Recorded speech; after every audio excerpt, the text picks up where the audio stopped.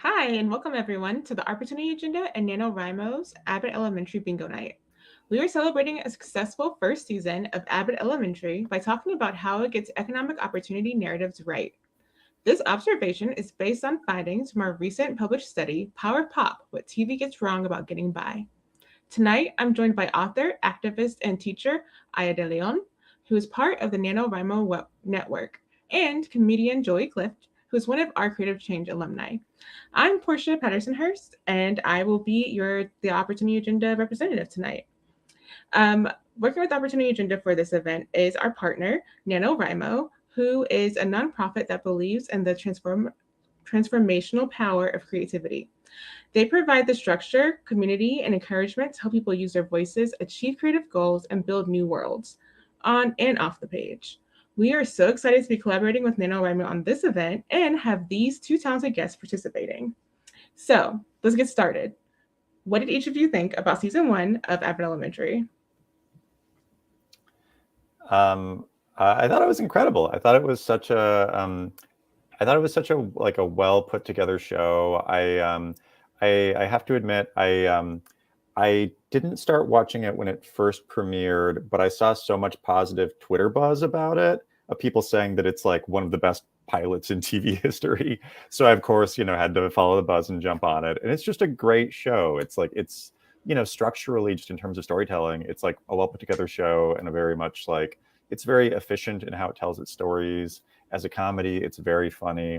And just as like a statement of, present day 2022 storytelling, it's such like an accurate glimpse at, the experience of being a teacher at like an underfunded school. So yeah, across the board, 5 stars. It's a great show. I absolutely agree. And I think one of the things for me, there is this real sense, and I think that it's powerful in terms of Black TV. There's this real interesting sense of like, you know, we're in Philly, we're in a Black community, we have some Black teachers and staff, but then we also have kind of a multiracial cast and other folks who are interested in urban education. I think back to the 70s and watching, a show like Welcome Back, Kotter, right? For anybody who knows those 70s sitcoms, that was also sort of set in an urban environment and just filled with stereotypes, with white lead characters and sort of like this multiracial cast of like hood guys, right? So this is just such a different take, 40 years later.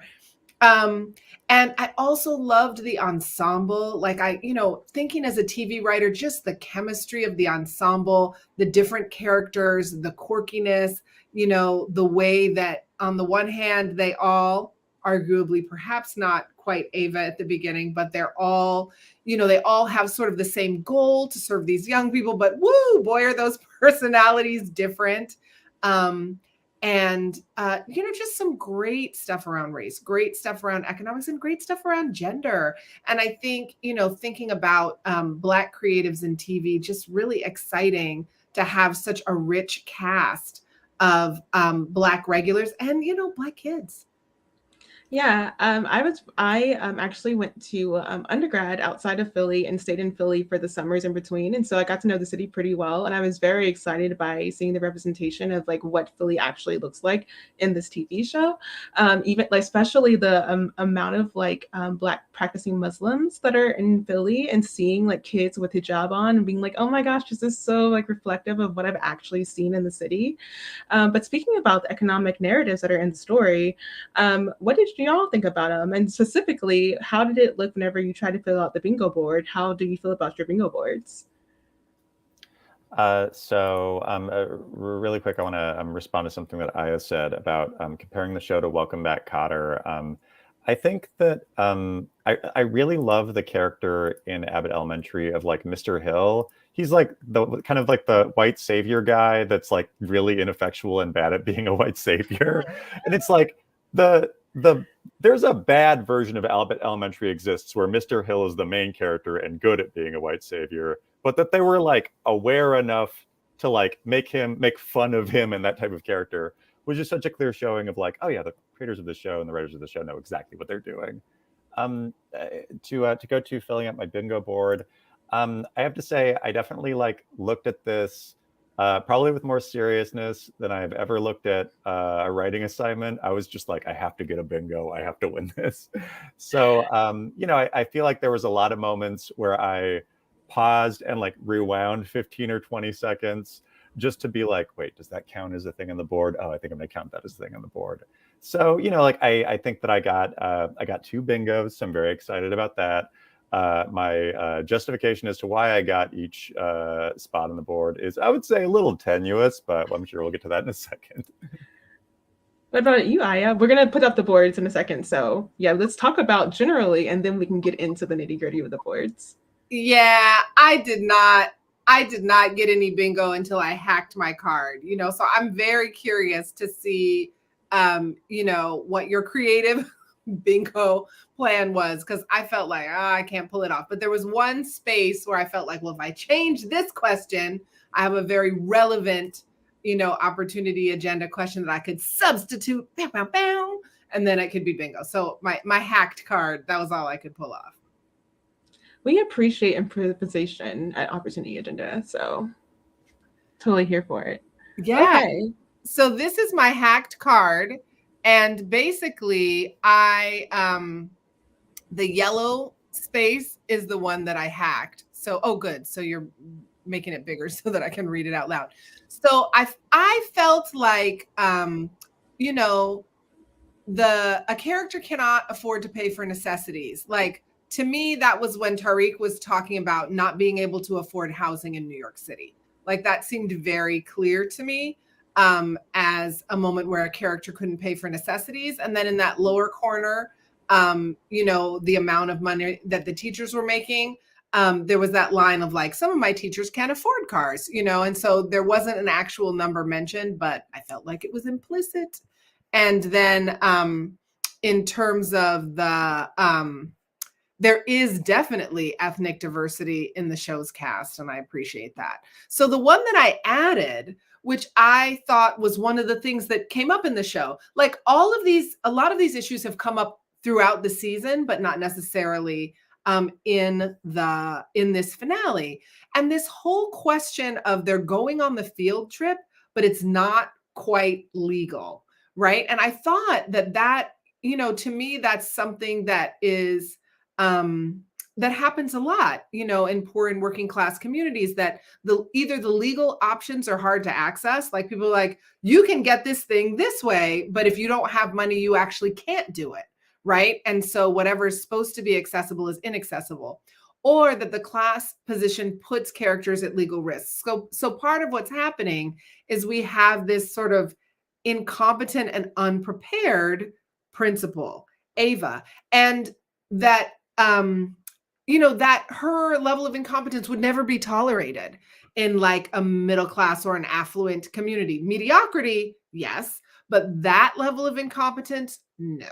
And she just like doesn't do what she's supposed to do so that the field trip can be legal. But the community is so, desperate to have the resource of going to the zoo that everybody's like, okay, we're going to go under these conditions. And so I think that, in my writing, I write a lot about folks who are in the underground economy, in the sex work economy, because folks have tried to make it work legally and it doesn't work. And so then they end up, being in these different underground economies. Also, that's why I write Heist, that folks have been looking for economic justice, or have been looking for some form of wealth redistribution, and the legal means haven't worked. And so they resort to illegal means. But I think for young people, they're not actually the ones making choices. They're just going along on the field trip. And so you see how young people are in situations where they're put at legal risk. So that was my little hack so I could get bingo. But I'm really curious what you came up with. Yeah, speaking of, while I was thinking about legal risk, I just want to mention that like the inadvertent air balloon ride was definitely not something I could see legally sanctioned by parents for their children to be doing at a zoo. So that was very weird to me that it was included in the zoo at all, and that it actually happened with the student was ridiculous to me.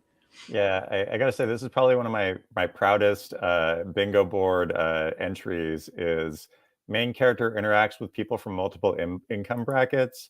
I paused on that scene and thought about it, and I was like, anybody who'd go on a hot air balloon ride at a zoo is probably a little bougie. So I was like, that counts as the main character interacting with people from different income brackets. That's good because I totally missed that. I looked at that and I thought, I was like, not really, but yes, I was not tracking that because in the balloon, seemed like it was a wide range. Well, yeah, when I think that's something that I don't know, I can definitely speak to in my life and writing is like I'm a enrolled member of the Cowlitz Indian tribe, and I grew up on the Tulalip Reservation in Washington State. I definitely grew up, of a family of like lesser means on like a school on the reservation that like didn't really have a ton. And like there were so many moments where I saw like, those sorts of hacks in how teachers would deal with things. Like I remember, I feel like we can all remember gym class when you're playing dodgeball or something like that. And then you like look at all the dodgeballs and the dodgeball thing, and there's a few soccer balls and basketballs in there just because it's like, dodgeballs are expensive.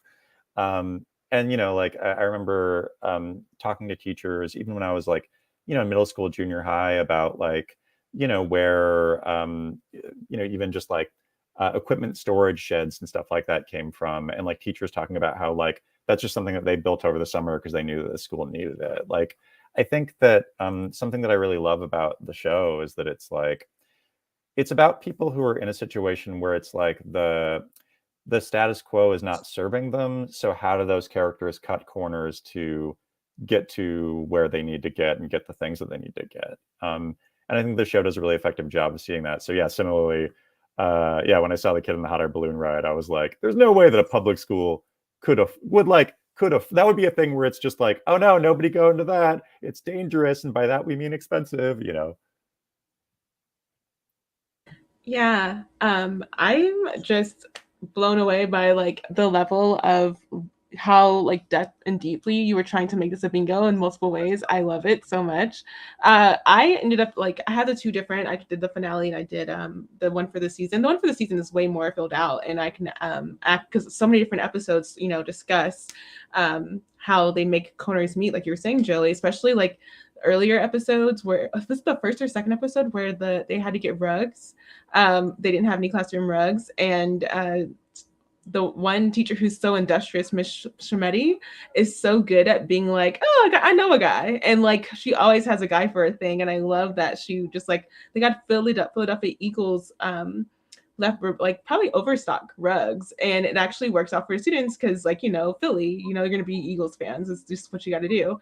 And I love that so much. But it also like points to like the level of like accessibility that people have to like make enter their lives in order for like to just make things meet. So before I get into the deeper discussions about like economic concerns and how we see them portrayed on the onto television, I wanted to ask the audience if they have any thoughts about Abbott Elementary, the season 1 or the finale episode, and how it portrays financial concerns of its characters, and if they have any thoughts about their bingo board. And if you do, please share your thoughts with us via the chat on YouTube or on social media using the hashtag PowerPop and Abbott Elementary. So speaking of PowerPop, in the PowerPop like research series, we analyze the ways social issues and pop culture converge. And the latest report examines like narratives about economic justice. So it's enough about like portrayals of economic justice, but also the narratives about the people as they're going through like economic hardship and disparity. And so each of you are writers, and like though you may have different mediums on a point, but I do know you have an optioned series, Aya. How do you think about writing and portraying economic disparity and hardship in your work in a way that's actually like active and thoughtful, in a way similar to how like Abbott Elementary is very thoughtful in how they portray their characters.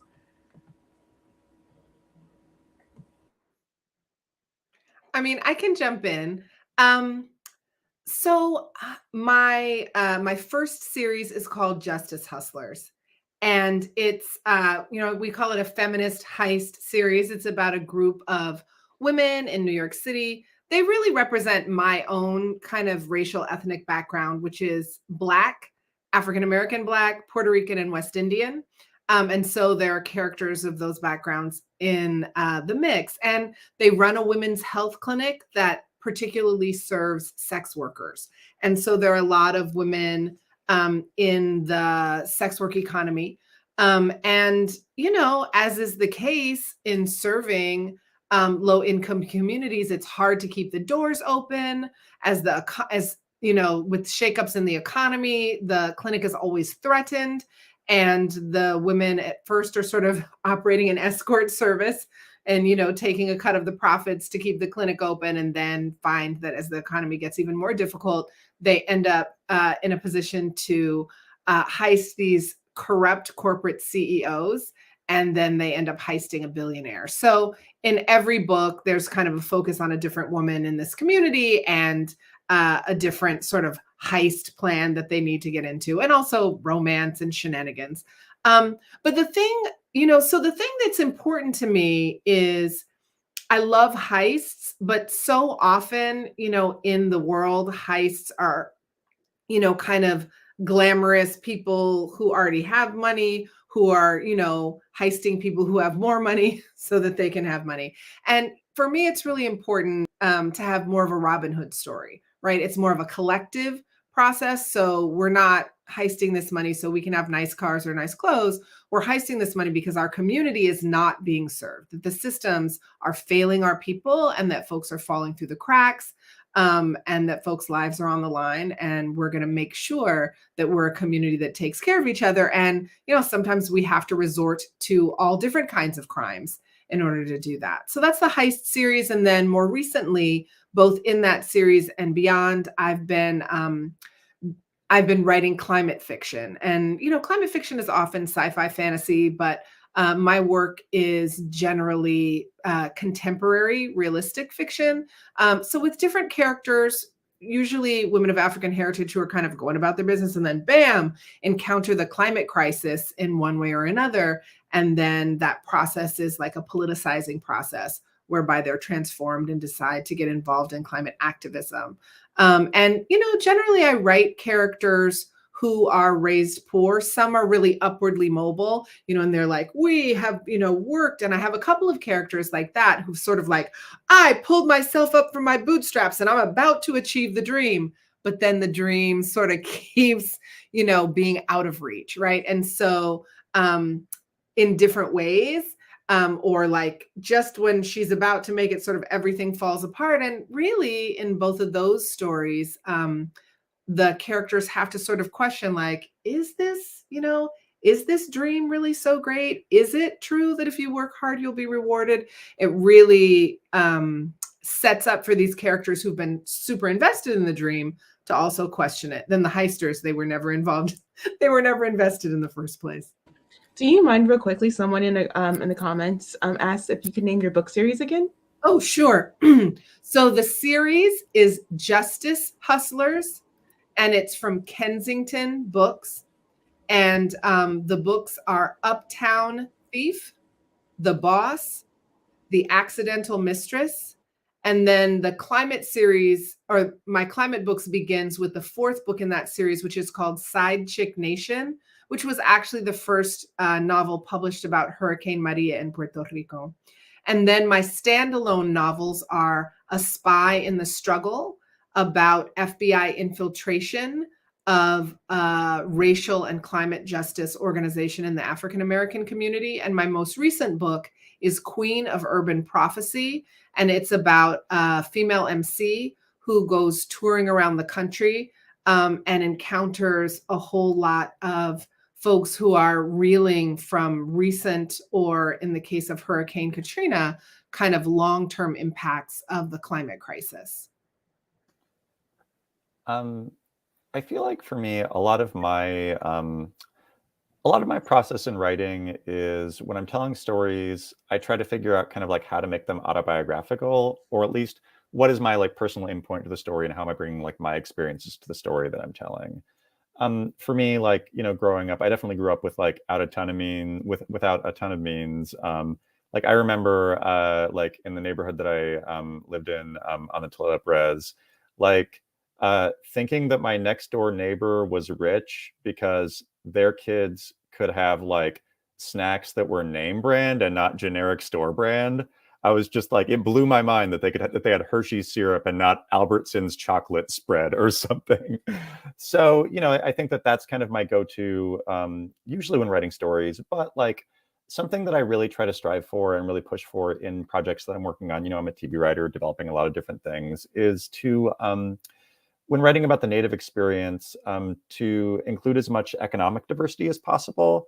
Oftentimes when people picture reservations, they picture like, you know, poverty porn or whatever. So I always try to figure out like, how can I, you know, make it so that the characters in the series or the screenplay or whatever have like a wide variety of economic experiences. You have like, you know, folks from families without a ton of means, but then you also have like middle class folks, and you also have like upper income folks that all, you know, can live on and around a reservation and all be Native, and those are all authentic aspects of the Native experience. And then, other than that, like I always try to strive when writing stories about you know, like just like characters who are poor, for lack of a better term, or don't have a ton of means, is like I always try to make it so that that is not the thing that defines them as a character.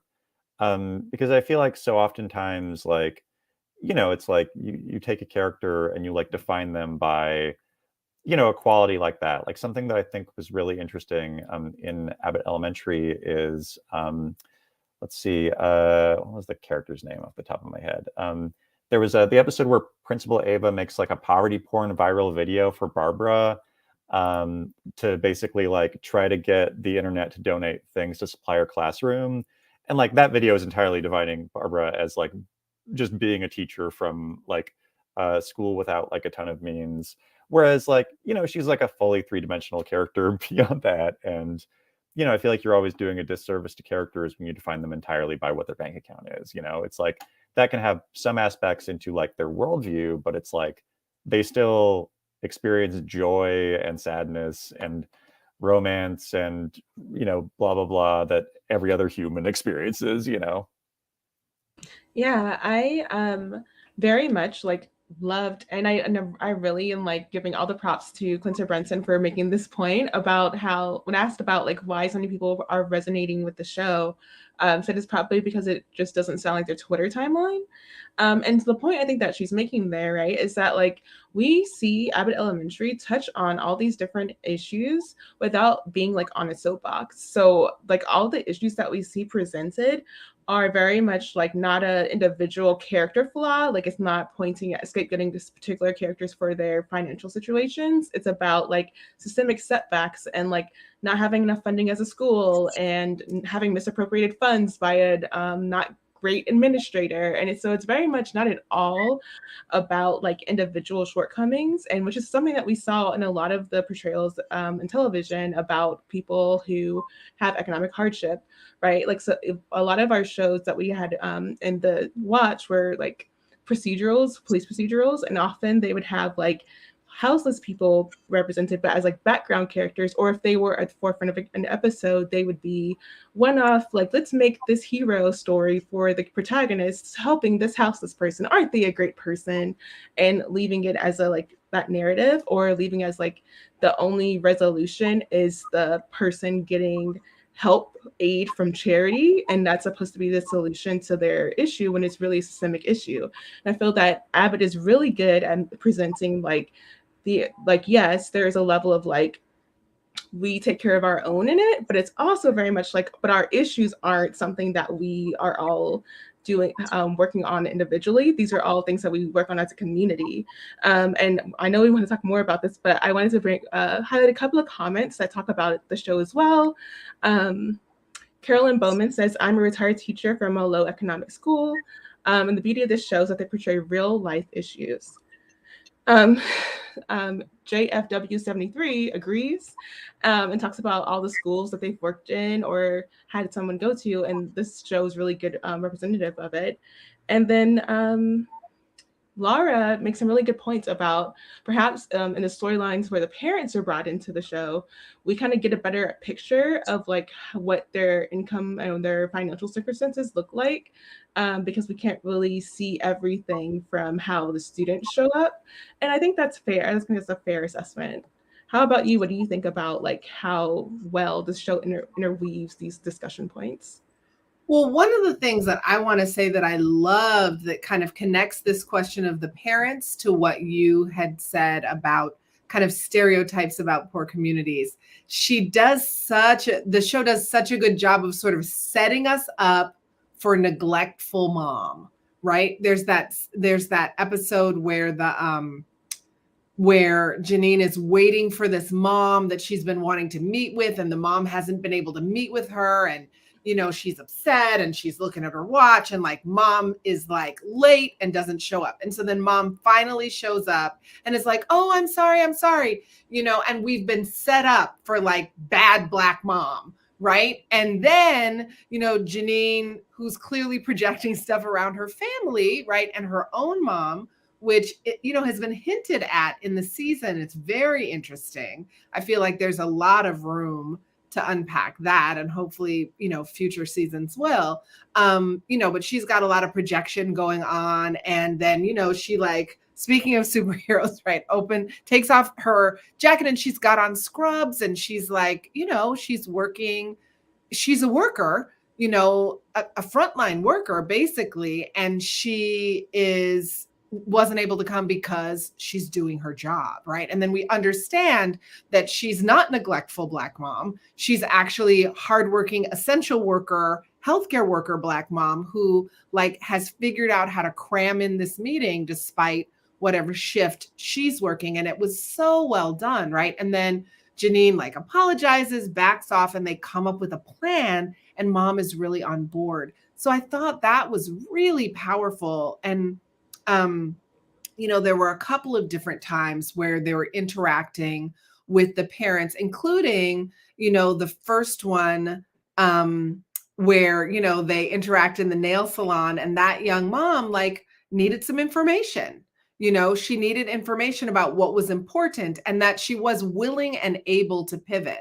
So I thought that was really interesting. Both times they were working with the trope of like, young mom and neglectful mom. And in both cases, like, these are moms who love their kids and are figuring out how to make it work, and people need to work together. Yeah, I could not agree more. Like, I think that like this show did such a good job of one, like exactly like you pointed out, basically like taking tropes of like kind of how you expect things to play out for a character and then subverting it in a really smart way. Like, it's clear they kind of knew the stereotypes that they were playing with and how to like subvert them to create like interesting three-dimensional characters. And like, I think that I feel like this is a trend that I really like in TV right now, is like, and I think that like Ted Lasso kind of like also plays into a lot of like, these are all characters that are like doing their best, like nobody is just dumb. Like, everybody is playing to the top of their intelligence. Everybody means well. It's just, things like you mentioned in that one episode, a character not really having enough information to like make a decision. And then once they get that information, they care about their child, so they make the change, like.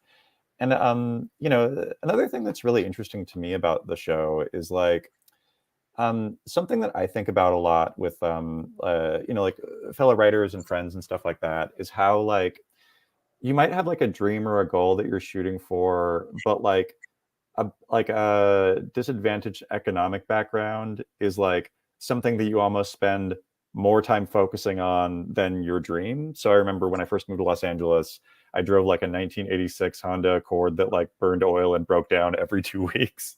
So, like it was very difficult to also follow my dream to be a writer comedian while dealing with this car that constantly broke down. And something that like I think is so interesting about Abbott Elementary is like the majority of the show is not about the main character teaching her students. It's about her like dealing with all of the outside problems that she has to deal with in order to teach her students. And like I think that is such a it's such an interesting commentary about like all that, you know, you have to do as like a person from like a background that doesn't necessarily have the means that you need or the resources that you need, and like everything that gets in your way of following what, you know, you feel is your true calling. And the show did like such a good job of like threading that needle and walking that line.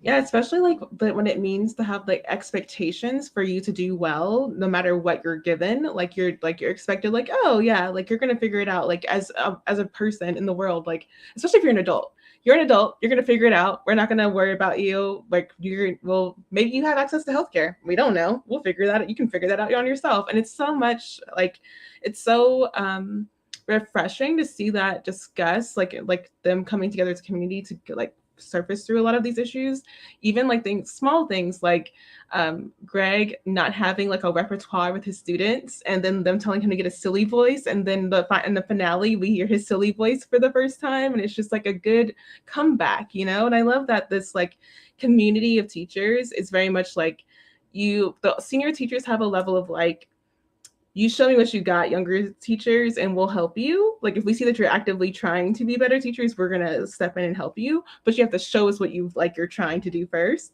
And the level of encouragement, in particular, that Miss Howard gives Greg is really nice to me. Like she like knows that the students need to see more Black male teachers, and so she doesn't treat him the same way she treats Janine, which she wouldn't really want to, because Janine is very needy, and Greg is very much like not. So she's very much working with like the tools in front of her. And I loved this dynamic so much. And in a previous conversation, Aya, you brought up the level of generational advice, and like, especially among the Black women in the show.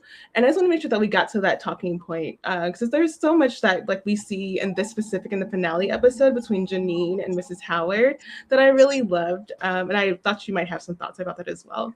Yeah, I mean, one of the things that I find fascinating about the show is it's so interesting because the Ava character, right? The principal, she's incompetent. She's totally hustled her way into this job.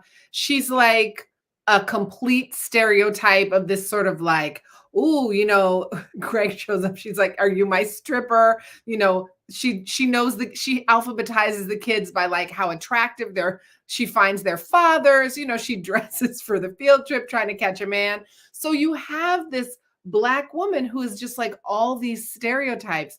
And on other shows, she'd be like the only Black woman, right? Or it would be a show where she'd be the darker Black woman, and there'd be like light-skinned Black woman who was like handling business, competent, and seen, you know, and seen in a different way. So you have this character who has been a stock character, but the context has been so different. And so now we have her playing opposite these two other Black women, right? You have like earnest, you know, Janine, who's like needs everyone to like her. And then we have this older Black teacher, you know, the Cheryl Lee Ralph character, who is like a Christian, an OG, and then it works, and then it's hilarious, and then we love it, and then we love the dynamic, we love the rapport, we love the drama of it, because it's so clear that, you know, Ava doesn't represent all Black women. She doesn't represent all urban Black women, all darker brown Black women. And it's like,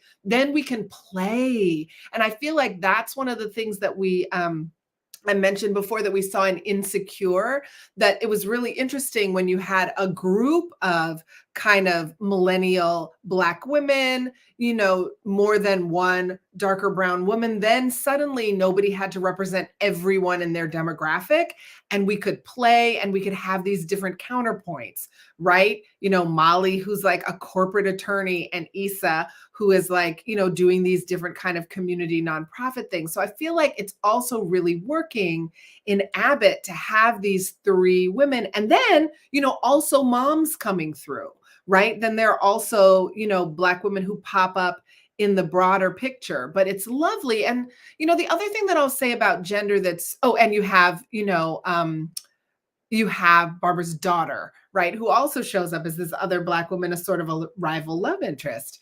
And, you know, I see chemistry building between Janine and Greg, and that's lovely. But the thing that I just found so sweet about the first season is the happily ever after romance isn't about that. It's about Greg deciding to be in this community and commit to these kids, right? And so, which is really sort of playing against the trope of the absent Black man, right? Absent dad, absent partner. And here you have him being schooled in different ways by different women on the show and learning and deciding to be part of this community. And I just found that really, really lovely. We have to wrap up soon. Just wanted to give thought that might be helpful for segueing onto the final question of the night. So I to Joy's point about Jacob and the white savior trope that he could be. I especially love his and Greg's dynamic in the show, but particularly, I think it was the funniest in the episode where they do the the school garden. So you see Jacob with Mrs. Howard, but when you see Jacob in contrast to Greg, and Greg's I don't know, this taste for gardening that he was forced to do by his father, and he's resentful, but he hates how much they're not doing it well, and he's forced to step in.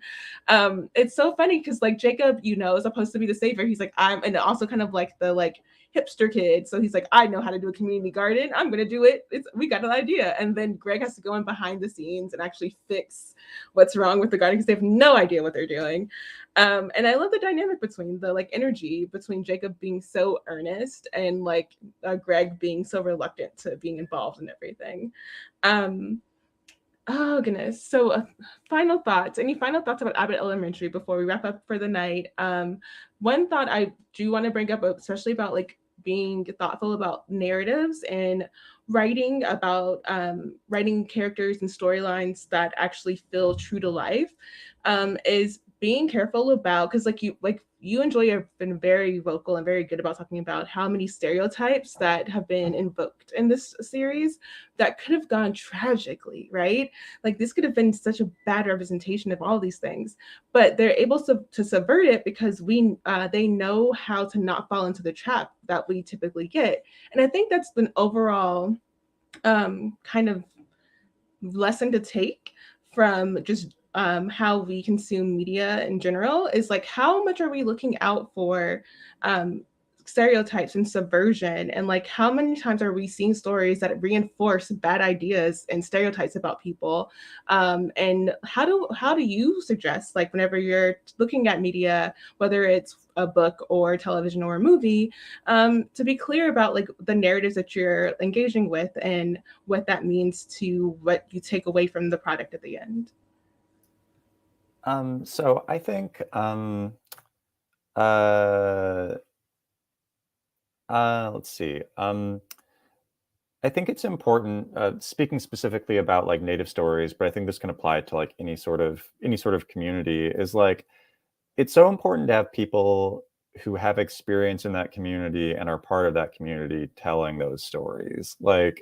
There's like I said, there's a version of Abbott Elementary that is awful. That's just filled with stereotypes. That's a weird poverty porn thing. I think that I really love how you mentioned I really love how it was mentioned the love story between Gregory and the protagonist Janine, that was sort of tracking through the season. That the season did not end with a big kiss between them. In a worse show, it would have ended with that. But that can just kind of be a background thing that's not necessarily the defining characteristic of both of those characters. I think that this is a show that was clearly written by people who either have been public school teachers or are friends or related to public school teachers. I think that I'm sure that the writer's room is probably very diverse. There is so many nuanced takes about the Black experience on the show that me as a native person could not write, but I appreciate that it's there, and you can just feel it while watching it, that this feels more lived in and real and nuanced than it could have been if it was a writer's room of all white Harvard grad dudes in their 50s or something, and you know, I just really appreciate that, like, that's something that they aimed for in how they tackled the show. And then to your question about you know, how to support works that are created authentically, I think it's important to like listen to people who are part of the community that the show is about. And if you're you know, like, just, you know, for me, for my example, it's like, you know, like Reservation Dogs is a show on FX that's, you know, a popular show that just came out about like a reservation in Oklahoma. And like, I've had non-natives reach out to me and say like, is it okay that they call themselves reservation dogs? And is that offensive? Is the word reservation offensive? And these are people that just clearly don't know kind of like even what the guardrails are in native stuff. But like, meanwhile, native Twitter is like the show rules. So, you know, like, pay attention to, like, it's just like kind of pay attention to that stuff and try to boost up work that like feels authentic, and it feels like the communities that are, you know, in some ways represented by the show. Like, see if it's a show that those communities like and appreciate, and then maybe do some research into why. And then those are shows that you should like boost up and see as good forms of representation. And then you know, I would say like final thought on Abbott Elementary is that after watching this show, like, I really, all of my like friends who were school teachers, any teacher of mine from public school, like if I run into them in public, I'm just going to tell them thank you.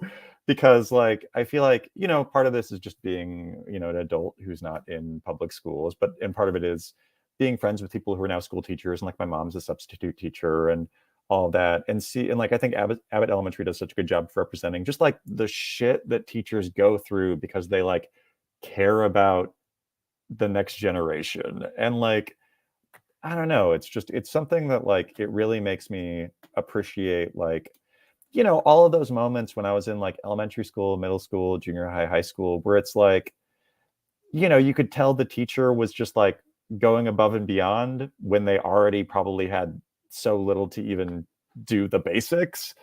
So, you know, yeah, it's just made me like appreciate any teacher in my life more. Yeah, I totally agree. I really appreciate what you said about, you know, that what makes all the difference here is really having creatives from these communities who are writing shows, whether it's, you know, um, Black folks, Indigenous folks, low income communities. You know, it really, really matters that folks aren't just, you know, doing a little research, saw another show. That those are the folks who are the creators. Those are the folks that are in the writer's room. And, you know, that, you know, for example, like I said, I'm African American, Puerto Rican, and West Indian, and I write about those communities, and I still get consultants to help me with my work.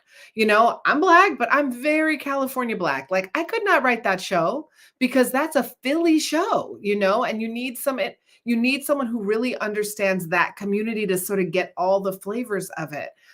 So I really appreciate that. And, you know, people can write different stuff, but you need to have a real connection to that community, and you need to bring people in who are right, you know, kind of front and center in those communities and really know them. And the other thing I'll say, I so appreciate what you were saying about thanking teachers. And I think, you know, we're living in a time where teaching is more difficult than it's ever been. Like, the pandemic was so difficult for teachers, for so many different folks, frontline workers in healthcare, but, you know, all parents, hello, but also very much for teachers. And the field of education is more difficult than it's ever been between the pandemic, you know, which had a set of educational challenges that were unbelievably difficult, not to mention just death, bereavement, you know, kids actually getting sick and dealing with that, not to mention just the conditions under which folks were teaching and trying to learn, but also the climate crisis. You know, we're dealing with, the next generation has huge climate anxiety. There are many disruptions in education due to the climate crisis, domestically, certainly, but internationally, the picture is even more challenging. You know, and I hope that there will also be educational disruptions as students continue to be active between doing climate strikes and taking other actions. So now is definitely a time to do everything we can to be kind to the teachers in our lives, people we know, if we're parents, whatever we can do to support teachers. But even if we're not parents, or just within our communities, whatever we can do to support local teachers, which also includes, supporting when they're striking, supporting when there are big labor fights, which there are. I feel like the only thing that Abbott got, it wasn't that they got it wrong. It was the place that they took creative license to make a show, was that there ever a time where like the teachers are sitting around in the lounge, right? We all know like that doesn't happen. Like teachers are running through like, hi, okay, wait, look, this kid, this is the problem. Okay, we got this. All right. And then they're running out. Like no one's sitting around leisurely reading the paper, but it's a sitcom, right? So you have to have those moments so the ensemble cast can ensemble. But, that's a poetic, that's a creative license moment. Because the reality for teachers is just sort of nonstop. And that would be why they were out of breath. Nina's always like out of breath. And she, even though she has these quiet moments, she is running from one thing to another because, there's not enough resources there. And you want to make sure that the kids are safe. But whether you're running to the bathroom or something urgent has come up, it's just a constant grind. Well, I just want to note how the final episode ended with the students recognizing and being grateful for the teachers. Our chat ended with us being grateful for teachers. And that just shows the level of like gratitude and joy that this show has brought us. So I can't wait to see season 2.